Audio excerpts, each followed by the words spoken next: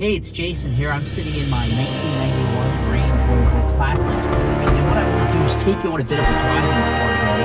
I have the GoPro set on the 360-degree video, so my hope is you're going to be able to kind of interact as I'm driving as if you were sitting in the driver's seat of this 1999 Land Rover Range Rover Classic.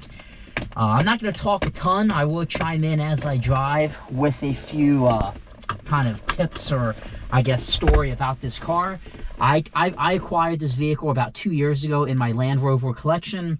It came from North Carolina, and previously it lived most of its life in California, very briefly in Utah until it came to the East Coast in about 3 years ago, and then I bought it 2 years ago. I haven't done too many modifications to it. I do have it kind of set up for a semi-camping scenario with a 23-0 king-size rooftop tent. The high-low jack you see on the hood is really more of a cosmetic thing. My son likes it.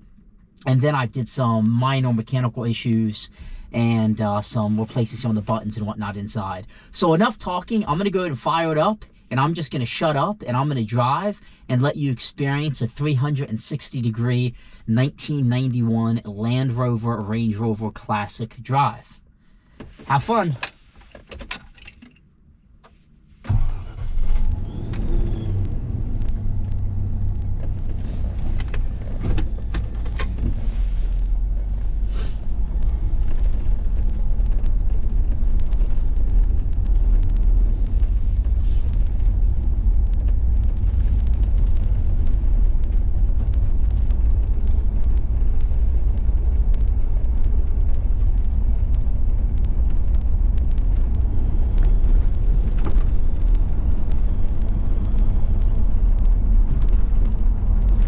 This is just me leaving my house to go out onto the main road.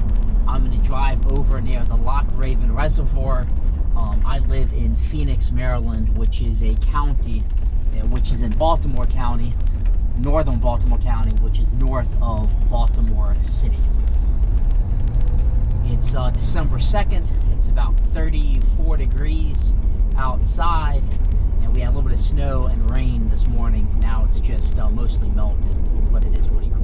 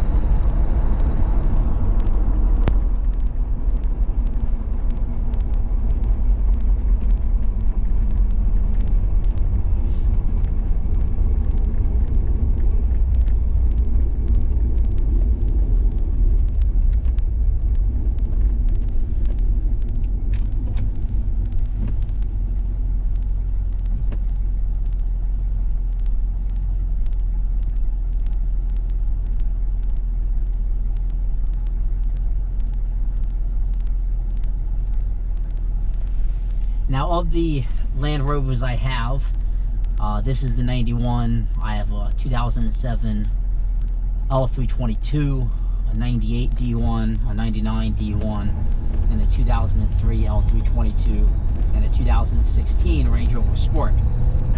I really enjoy this one just because of, you know, the history behind it. It has that really classic Land Rover look, but also, you know, the simplicity to an extent of the vehicle.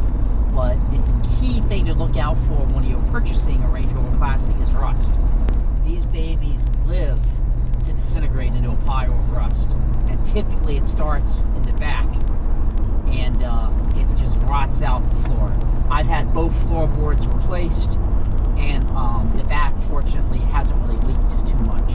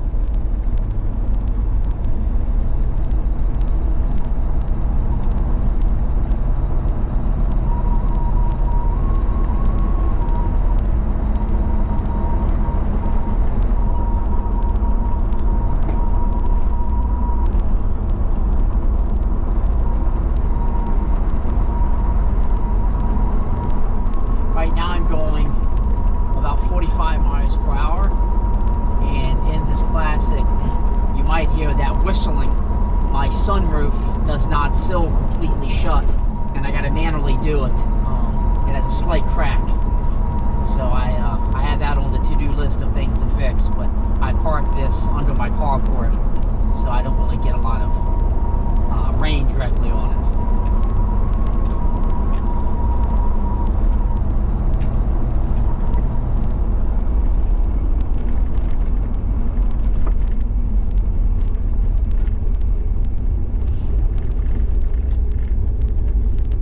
Notice the brake light on, it's just because the emergency brake cable has rusted through and it is not active right now. So if I push it down, it does not stay firm, it pops back up.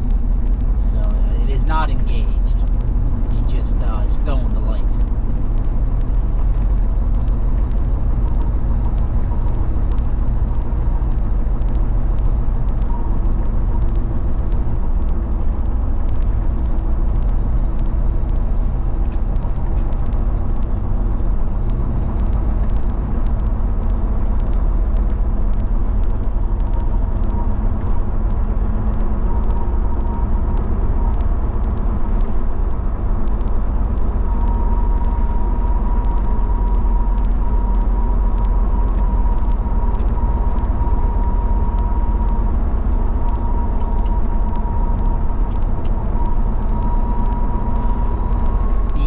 Major work I'll be doing on this 91 Classic is some brake work, which will be fixing this emergency brake cable.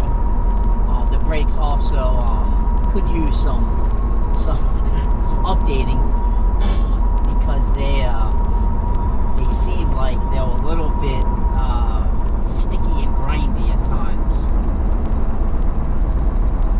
I don't drive this vehicle any significant distance. I honestly don't drive any of them in the collection other than just around town.